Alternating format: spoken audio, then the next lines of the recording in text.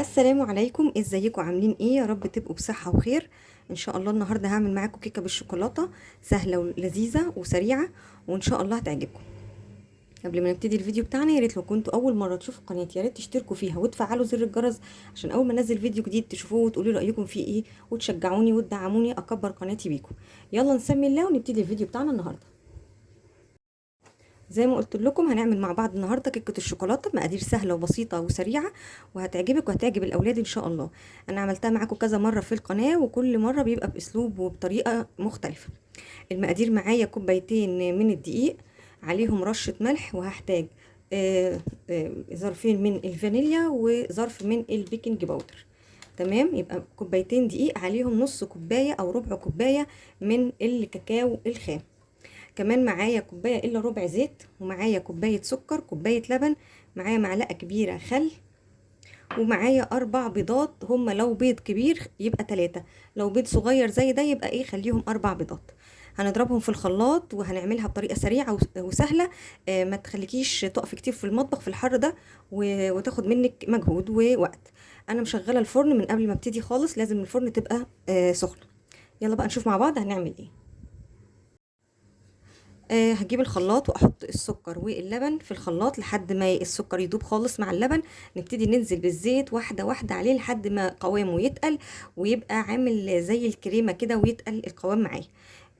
هضرب الخطوه دي في الخلاط وارجع لكم تاني. اهو حبايب قلبي، بعد ما ضربت السكر واللبن وداب معايا السكر كويس قوي في اللبن، رحت نزلت بيه الزيت واحده واحده عليه واديته برده ضربه لحد بصوا ما القوام بتاعه بقى شكله عامل ازاي، تقيل. بصوا ازاي لحد ما القوام بتاعه بقى تقيل كده. في المرحله دي انا هحط النص كوبايه او ربع كوبايه حسب ما حابه يعني من الكاكاو الخام، واضربهم مع الخليط ده كويس قوي. بصوا يا حبايب قلبي، بعد ما ضربت الكاكاو مع الخليط، بصوا برضو القوام جميل جدا وريحته حلوه قوي. هبتدي اشيل قد مثلا من المج اللي انا كنت عايرت بيه. طبعا حابه اقول لكم ان المج اللي بعاير بيه هو اللي بعاير بيه كل حاجه، يعني اللي عايرت بيه الدقيق هو اللي عايرت بيه الزيت واللبن والسكر وكل حاجه. تمام، لازم يكون قد بعضه يعني. المهم انا هاخد دلوقتي قد مثلا كام معلقه كبيره كده، يعني مثلا نص المج ده هاخد كده واشيل حبه على جنب كده. هو المج ده اللي كنت حاطه فيه اللبن، فيعني بصوا بس عشان ايه اللبن اهو باين منه يعني. هاخد مثلا لحد نص المج كده بس كده، وابتدي اعمل ايه بقى، انزل بالبيض والخل والفانيليا. في المرحله دي هحط البيض والخل والفانيليا واضربهم تاني في الخلاط وارجع لكم تاني. بصوا حبايبي، بعد ما ضربت الخليط كله في الخلاط اقل حاجه 10 دقايق، تقعدي تضربي الخليط 10 دقايق في الخلاط. لازم يبقى بص مليان كده من الهواء ده. كل ما تضربي اكتر كل ما النتيجه بتاعه الكيكه تطلع حلوه. انا شلت الدقيق من البوله عشان هنزل بدقيق واحده واحده، وهحط بقى الخليط كله هنا معايا. بسم الله الرحمن الرحيم. احط كل الخليط كده اللي هنا اللي في الخلاط معايا. الطريقه دي بقى بتسهل عليا احسن كمان من المضرب الكهرباء.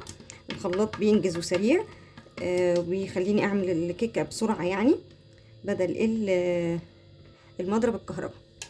تمام، هبتدي بقى انزل خلي بالكم الدقيق زي ما قلت لكم حط عليه رشه ملح.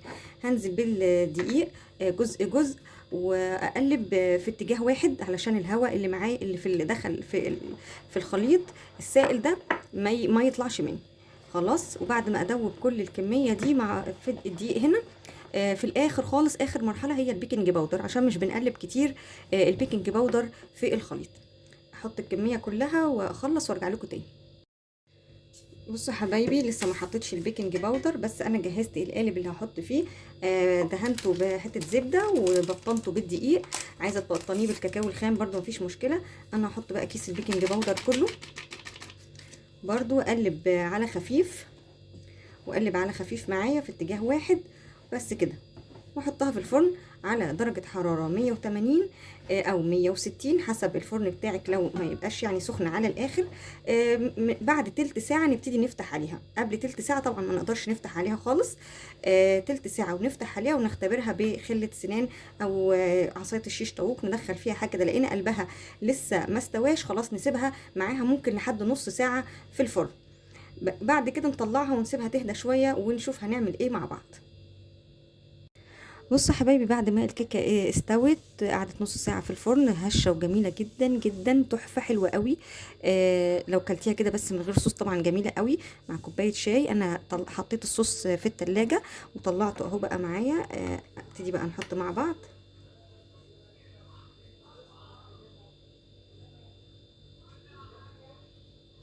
طبعا الصوص ده اختياري، ممكن زي ما قلت لك تاكليها كده من غير اي صوص، بيبقى برضو جميله جدا،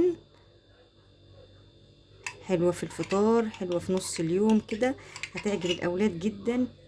طريقة سهلة وبسيطة للكيكة بالشوكولاتة، بمكونات متوفرة في كل بيت، هتعجبك وتعجب الأولاد. عايزة بقى تزينيها بأي حاجة كده عندك، مفيش مشكلة.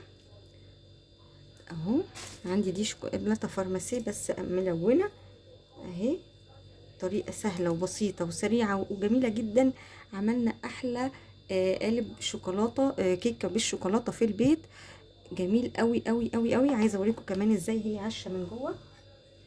بسم الله، بصوا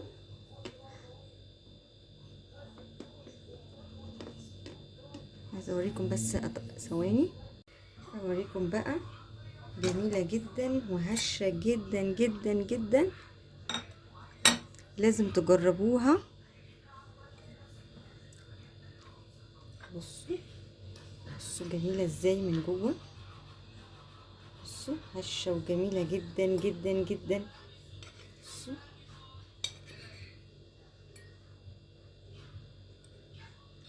حلوة قوي، طعمها جميل جدا، والصوص كمان جميل جدا جدا جدا. جربوها هتعجبكم قوي وهتعجب كمان الاولاد. يا ريت لو الفيديو النهارده عجبكم واستفدتوا مني، يا ريت تضغطوا لايك وتشتركوا في القناه وتفعلوا زر الجرس عشان اول ما انزل فيديو جديد تشوفوه وتشاهدوه وتقولوا رايكم وتدعموني وتشجعوني انزل فيديوهات كتير كتير كتير. شكرا لكم وشكرا لمشاهدتكم للفيديو، مع السلامه.